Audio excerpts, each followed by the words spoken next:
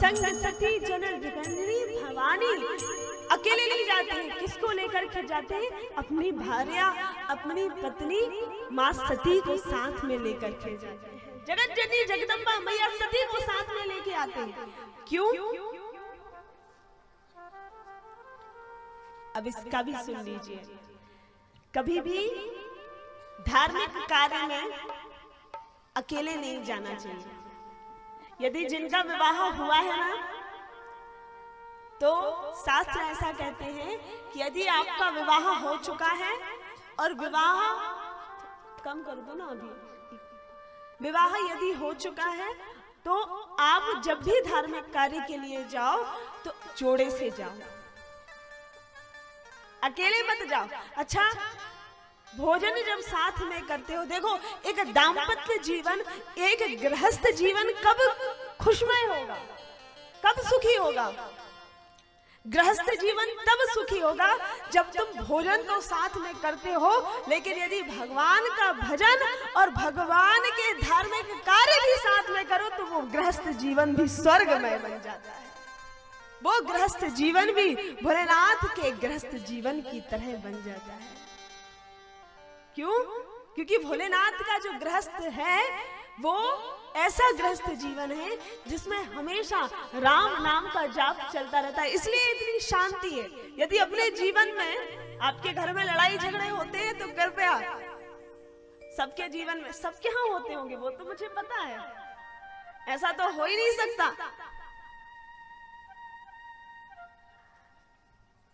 अच्छा, हाथ उठा के बताओ किस किस के घर में होते हैं? इतना झूठ, देखो भगवान जी के सामने झूठ बोल रहे हैं आप लोग। अच्छा, भगवान जी के सामने बैठो, कोई बात नहीं, वो कैमरा है भी उस तरफ नहीं चल रहा, हाथ उठा के बताओ किस किस के घर में होता है? माताएं अभी भी शर्मा रही हैं। हाँ,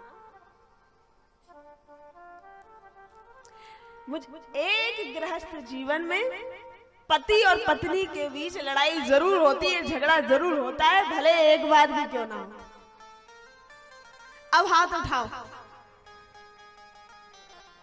एक ही उठा दे, कितनी मतलब कितनी दिलेर है, कितना उनका वो है कि उन्होंने उठाया। और मुझे पता, आप चिंता मत करिए, जितने बैठे सबके इनके घर में आपसे ज्यादा होते होंगे, सबके घर में कलह होती है गृहस्थ जीवन में, लेकिन कलह से अलग यदि जीवन बनाना हो तो भोलेनाथ की तरह बनाओ, जहां राम नाम, भोजन एक साथ करते हो, भजन एक साथ करो। देखो, धार्मिक कार्य में कभी अकेले नहीं जाना चाहिए। विवाह के 7 फेरे आप लोगों ने साथ में लिए हैं। कितने फेरे होते हैं विवाह के? 7 होते हैं ना। 7 में से जो 4 फेरे हैं वो इसी के हैं। 4 फेरे किस चीज के हैं? धर्म, अर्थ, काम, मोक्ष। 4 हो गए। ये 4 फेरे इसी चीज के हैं कि आज से धर्म में हम दोनों साथ में भागीदार होंगे, अर्थ में हम दोनों साथ में भागीदार होंगे, काम में साथ में भागीदार होंगे और मोक्ष में भी साथ में भागीदार होंगे। तो ये 4 फेरे साथ में लेके अग्नि देवता के सामने आपने एक दूसरे को वचन दिया है। इसलिए जब भी धार्मिक कार्य होते हैं तो कहते हैं ना पंडित जी लोग, ऐसे नहीं आओ, जोड़े से आओ, कहते हैं ना, जोड़े से साथ में बैठो, क्योंकि आप अग्नि देवता के समक्ष ये प्रतिज्ञा ले रखे होगे कि हम साथ में करेंगे। इसलिए धार्मिक कार्य कभी अकेले नहीं करना चाहिए। ये चौपाई याद करके जाओ, जो अभी भी अकेले अकेले आ रहे हैं वो याद करिए। क्या? संग सती जग जननी भवानी, संग सती जग जननी भवानी, पूजे ऋषि अखिलेश्वर आने, पूजे ऋषि अखिलेश्वर जाने। तो कल से क्या करना है? कल से अकेले नहीं आना है। कल से क्या करना है? कल से ऐसे आना है कि यदि आपके पतिदेव जी घर में है तो उनको लेके आइए, और पतिदेव जी यहाँ पर है तो अपनी भार्या को साथ में लेके आइए। क्यों? क्योंकि धार्मिक कार्य अकेले नहीं, जोड़े से। संग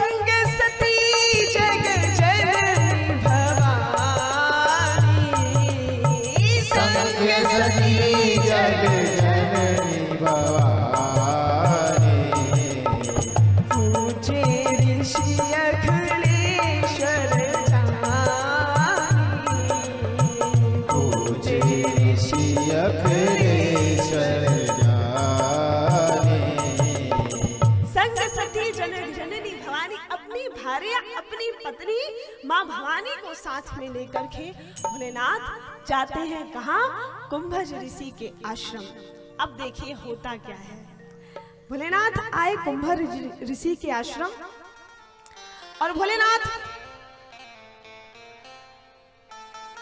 जब माँ जगदम्बा के साथ ऋषि के आश्रम में पधारे तो कुंभज ऋषि को सबसे पहले बाबा ने प्रणाम किया और प्रणाम जैसे ही बाबा ने किया और कहा कि आज मुझे राम कथा सुनने की इच्छा है, इसलिए मैं आपके पास आया हूँ।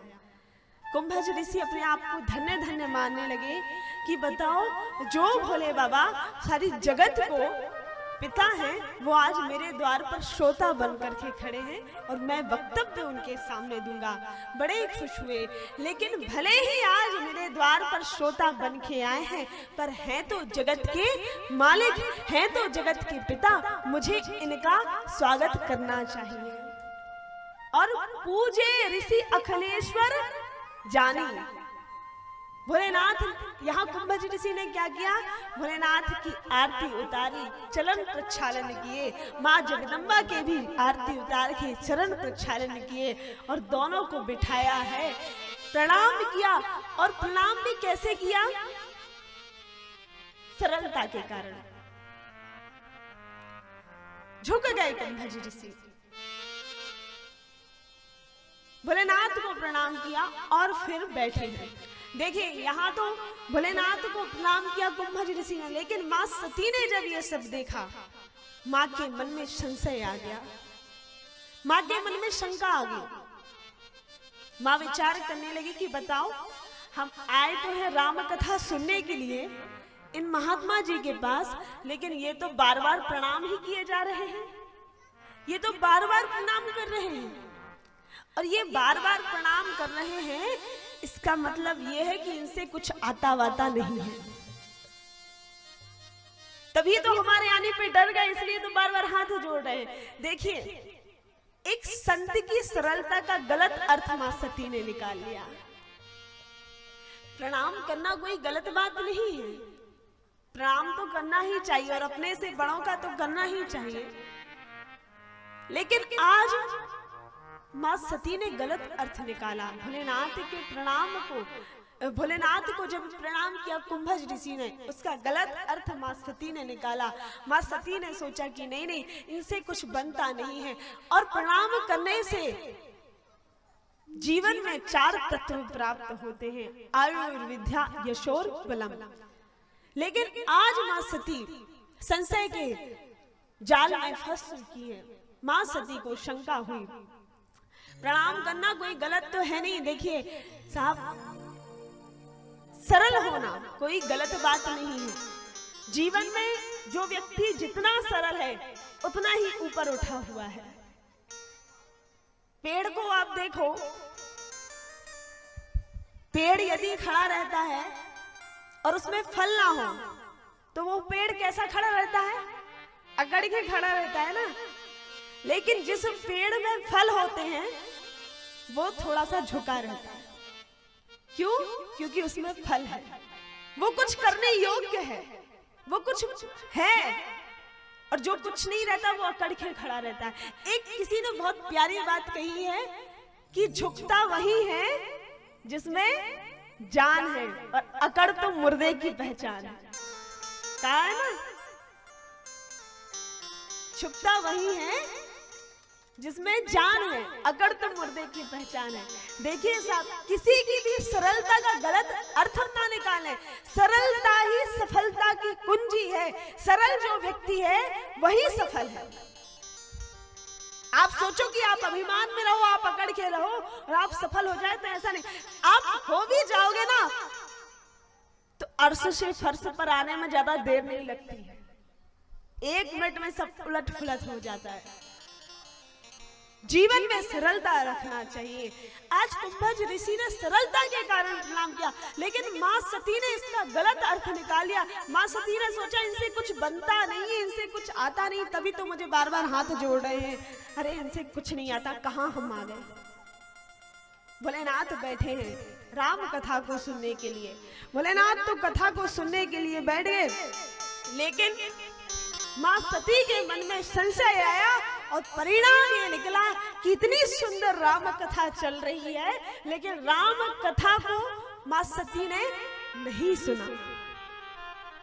मां सती का मन नहीं लगा आज कथा में, क्योंकि शंका का रोग पहले ही जीवन में आ गया। अब कहां से मन लगेगा?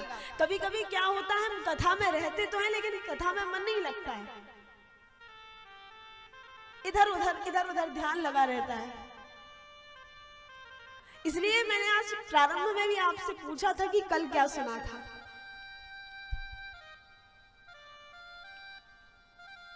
प्रारंभ में ही आपको बताया कि कथा ऐसी सुनो कि उसका कोई भी चीज आप यहां से कुछ ना कुछ ले जाओ और अपने जीवन में उतारो।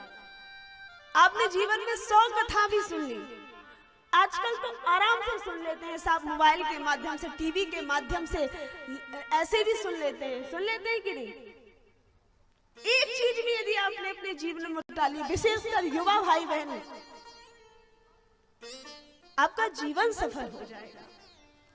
और राम कथा तो साहब ऐसा विषय है जो युवाओं का ही विषय है।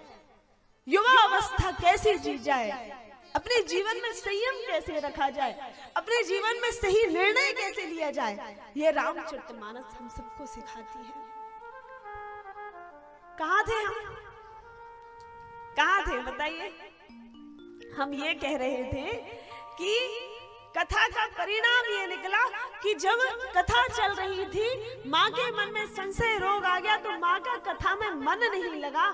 माँ इधर उधर भटकती रही, अपने आप को इधर उधर करती रही।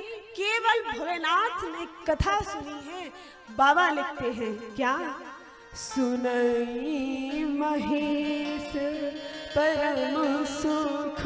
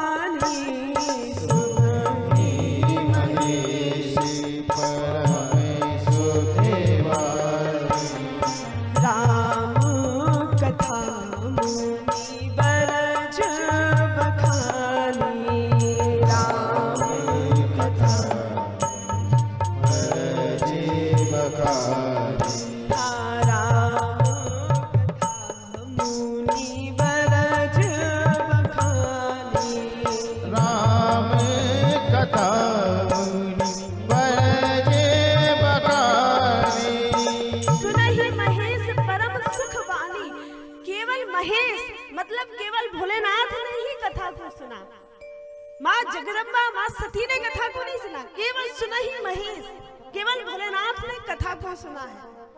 और कथा को सुनते हैं भोलेनाथ बड़े आदर और भक्ति के साथ कथा सुनने बैठे हैं। और बाबा लिखते हैं, कहत सुनत रघुपति गुण गाथा, कहत सुनत रघुपति गुण